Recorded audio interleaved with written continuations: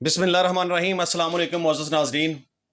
आज के टॉपिक में हम ये डिस्कस करेंगे कि अगर आपके ख़िलाफ़ कोई झूठ पर मबनी एफ़आईआर हो जाती है और आप ये समझते हैं कि आपका इस वक़ुआ से कोई ताल्लुक़ नहीं और आपके ख़िलाफ़ बिल्कुल झूठ पर मबनी एफ़आईआर करवाई गई है, तो आप अपना दिफ़ा किस तरह से करेंगे? आप अपनी एफ़आईआर को किस तरीके से डिस्चार्ज करवा सकते हैं? इसमें पुलिस के इख्तियारात क्या हो सकते हैं? आप एफ़आईआर को क्वैश किस तरीके से करवा सकते हैं? और जो कोई भी शख्स आपके खिलाफ झूठ पर मबनी एफ़आईआर दर्ज करवाता है, उस शख्स के खिलाफ कौन सी कानूनी कार्रवाई हो सकती है और उसे कितनी सजा मिल सकती है? तो अपने टॉपिक की डिटेल में जाने से पहले मैं आपसे गुजारिश करूंगा कि आप मेरे यूट्यूब चैनल को सब्सक्राइब कर लीजिएगा और साथ लगे बेल आइकन के बटन को भी प्रेस कर लीजिएगा ताकि कानून के ऊपर तमाम तर मालूमाती वीडियोस आप तक पहुंचती रहें। तो मोअज़्ज़ज़ नाज़रीन, जिस तरह के हमारा ये क्वेश्चन है कि आप के खिलाफ अगर किसी किस्म की कोई एफआईआर हो जाती है और आप ये समझते हैं कि जो एफआईआर आपके खिलाफ हुई है उसका हकीकत से कोई ताल्लुक वास्ता नहीं, वो झूठ पर मबनी है, तो आप अपना दिफा किस तरीके से करेंगे? इसमें सबसे पहली बात तो यह है कि हमने ये देखना है कि इसमें पुलिस के इख्तियारात क्या हैं। अगर पुलिस के सामने एक एफआईआर आती है और पुलिस ये समझती है कि जो ये एफआईआर हुई है ये स्टोरी गलत है, ये झूठ पे मबनी है, इसमें मकूल शहादत मौजूद नहीं है, मुद्दई ने गलत बयानी पे मबनी और झूठी एफआईआर करवाई है, तो पुलिस के पास क्या अख्तियार हैं कि वो मुलजिम को रिलीफ दे, उसको छोड़ दे या उसको जमानत पे रिहा कर दे। अब एक तो पुलिस के पास ये इख्तियार है अंडर सेक्शन 169 सीआरपीसी के मुताबिक कि अगर कोई पुलिस ऑफिसर या इन्वेस्टिगेटिंग ऑफिसर ये समझे कि किसी भी मुलजम के खिलाफ शहादत ना काफ़ी है, तो वो उसे अदम दस्तयाबी शहादत की बुनियाद पर छोड़ सकता है। यानी कि पुलिस अगर किसी शख्स को ये चाहे कि उसके खिलाफ शहादत ना काफ़ी है, तो वो उसको गिरफ्तार नहीं करेगी। अब पुलिस का दूसरा इख्तियार यह है कि जिस तरह के अंडर सेक्शन 497 सीआरपीसी के मुताबिक ये अदालतों के इख्तियारात हैं कि वो मुलजमान को जमानत पर रिहा करें, लेकिन एक पुलिस ऑफिसर के पास भी इख्तियार मौजूद है कि वो फर्दर इंक्वायरी की बुनियाद पर किसी भी मुलजम को किसी भी मुकदमा में जमानत पे रिहा कर सकता है। तीसरे नंबर पे, अगर पुलिस ऑफिसर ये समझे कि जो मुलजम नामजद करदा एफआईआर है उसके खिलाफ झूठ पर मबनी एफआईआर हुई है, वो शख्स बेगुनाह है उसकी तफ्तीश के मुताबिक और उसके खिलाफ शहादत काफ़ी नहीं है, तो पुलिस ऑफिसर उस मुलजम की एक डिस्चार्ज रिपोर्ट बनाकर मजिस्ट्रेट इलाका मजिस्ट्रेट साहब के सामने पेश कर देगा और मजिस्ट्रेट साहब से ये रिक्वेस्ट करेगा कि इस मुलजम को डिस्चार्ज फरमा दिया जाए। अब ये तो थे पुलिस के इख्तियारात। अब ये देखना है कि अगर एफआईआर हो गई है और आप ये समझते हैं कि पुलिस आपको गिरफ्तार कर सकती है, आपको जेल जाना पड़ सकता है, जबकि आप ये समझते हैं कि इस वक़ुआ से आपका किसी किस्म का कोई तल्लुक वास्ता नहीं है, अगर आप गिरफ्तार हो गए तो आपको नाकाबिल तलाफ़ी नुकसान पहुंचेगा। तो आप क्या करेंगे? सबसे पहले किसी भी अच्छे वकील का इंतखाब करके एक बेल बिफोर अरेस्ट दायर करेंगे, यानी कि जमानत कबल इस गिरफ्तारी हासिल करने के बाद आप वहां पे जाके शामिल तफ्तीश होंगे और अपनी बेगुनाही का सबूत देंगे और जो कोई भी शहादत आपको फेवर करती होगी वो आप तफ्तीशी अफसर के सामने रखेंगे और रिक्वेस्ट करेंगे कि उसके खिलाफ ये जो दफा लगाई गई है, ये जो एफआईआर की गई है, ये गलत है, ये झूठ पर मबनी है, लिहाजा उसको बेगुनाह लिखा जाए। और अगर पुलिस किसी शख्स को बेगुनाह लिख देती है तो फिर उसको बेल बिफोर अरेस्ट में सेशन जज साहब के सामने बेल के अंदर आर्गूमेंट्स करने की जरूरत नहीं है। वो सिर्फ पुलिस की बेगुनाही की बुनियाद पर, चूंकि पुलिस उसको गिरफ्तार नहीं करना चाहती, वो अपनी बेल विड्रॉ कर सकता है। अब आप के खिलाफ जब कोई एफआईआर होती है और आप समझते हैं कि मैं इस मुकदमा में बेगुनाह हूं और मैं इसको ज़्यादा देर तक नहीं चलाना चाहता और मैं चाहता हूं कि इसको डिस्चार्ज हो जाना चाहिए, तो आप क्वेशमेंट पटिशन हाई कोर्ट के अंदर फाइल कर सकते हैं। किसी भी वकील साहब को इंगेज करें और एक क्वेशमेंट पटिशन हाई कोर्ट के अंदर फाइल कर दें। उसके लिए ज़रूरी है कि आप सबसे पहले एक बेल बिफोर अरेस्ट अपनी करवा लें और बाद अज़ां हाई कोर्ट में पटिशन फाइल करें। तो अगर आप अदालत के अंदर ये साबित कर दें कि आपके खिलाफ जो एफआईआर दर्ज की गई है वो गलत है और झूठ पर मबनी है,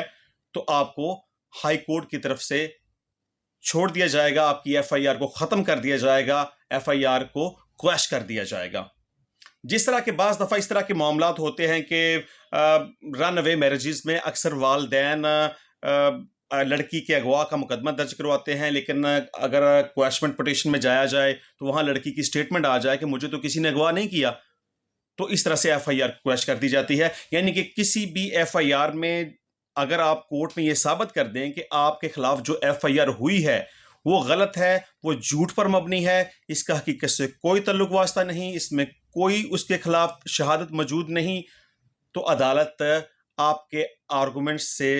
अगर मुतासर हो जाए और आप अगर अपने केस को साबित कर पाएं तो आपकी एफआईआर को ख़त्म कर दिया जाएगा, उसको क्वैश कर दिया जाएगा। एफआईआर की क्वैशमेंट के लिए ये ज़रूरी है कि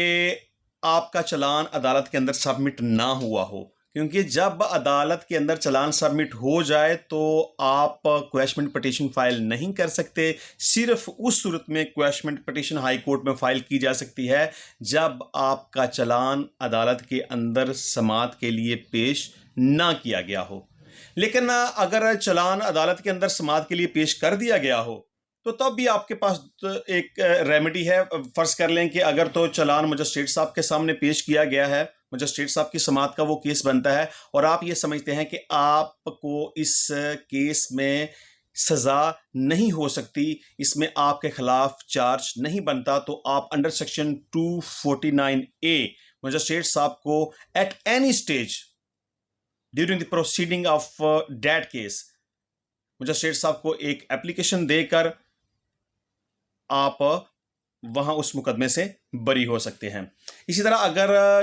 तो चालान सेशन जज साहब के पास है तो आप केस की प्रोसीडिंग के दौरान किसी भी स्टेज के ऊपर 265 के सीआरपीसी के मुताबिक एक एप्लीकेशन दे सकते हैं कि आप के खिलाफ जो चार्ज है वो ग्राउंडलेस हो चुका है, लिहाजा मेरी गुजारिश है कि मुझे इस मुकदमा से बरी फरमाया जाए। तो इस तरीके से भी आपका केस खत्म हो सकता है। अब यहाँ दूसरा क्वेश्चन ये आएगा कि अगर कोई शख्स आपके खिलाफ झूठ पर मबनी एफआईआर दर्ज करवाता है, आपको कुफ़त देता है, आपको नुकसान पहुंचाता है, तो उस बंदे के खिलाफ क्या हो सकता है? इसमें 182 पीपीसी की कार्रवाई उस शख्स के खिलाफ हो सकती है जो भी कोई शख्स झूठ पर मबनी एफआईआर करवाता है। मिसाल के तौर पे अगर कोई शख्स कोई एफआईआर किसी शख्स के खिलाफ करवाता है, जिस तरह के 182 पीपीसी में ये कहा गया है कि अगर कोई भी शख्स किसी किस्म की कोई इंफॉर्मेशन किसी सरकारी मुलाजिम को देता है और वो मालूम होता है कि झूठ पर मबनी थी, तो उस शख्स के खिलाफ 182 की कार्रवाई की जाएगी। वो पुलिस की तरफ से होगी, वो कलंदरा बनाकर अदालत में पेश करेगी। अब हमने ये देखना है कि 182 के अंदर कौन सी सजाओं का जिक्र किया गया है। अगर तो कोई शख्स कोई एफआईआर करवाता है जिसके ऊपर जो मेंशन किया गया जुर्म है उसकी सजाए मौत बनती है, तो फिर इतला दहिंदा को 182 पीपीसी के मुताबिक 7 साल तक कैद की सजा हो सकती है। इसी तरह अगर कोई शख्स एफआईआर करवाता है और एफआईआर के ऊपर जो जुर्म लगाया गया है उसकी सजा उम्र कैद बनती है, तो उस शख्स को यानी कि इतला दहिंदा को 182 पीपीसी के मुताबिक